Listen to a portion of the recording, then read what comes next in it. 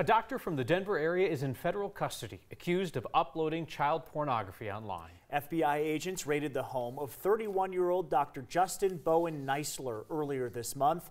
9 News reporter Jennifer Meckles walks us through what investigators found at his apartment. By day, Dr. Justin Neisler was a physician in the family residency program here at St. Anthony North Family Medicine 84th Clinic in Westminster. But a tip last fall led investigators to Dr. Neisler's home in Denver, where they wanted to know more about his online activity.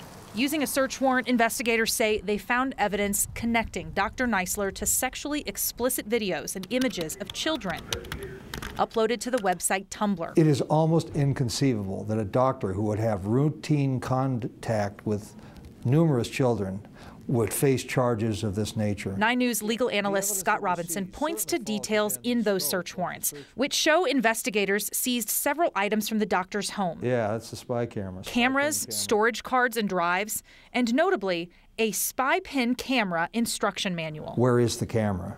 And what is it being used for? The investigation isn't over yet. The FBI wants to know if the doctor committed any other child exploitation crimes, like producing child pornography. Certainly with the suspicions that the investigators have regarding perhaps production of child pornography, the focus of law enforcement has to include the family practice center where this doctor was employed.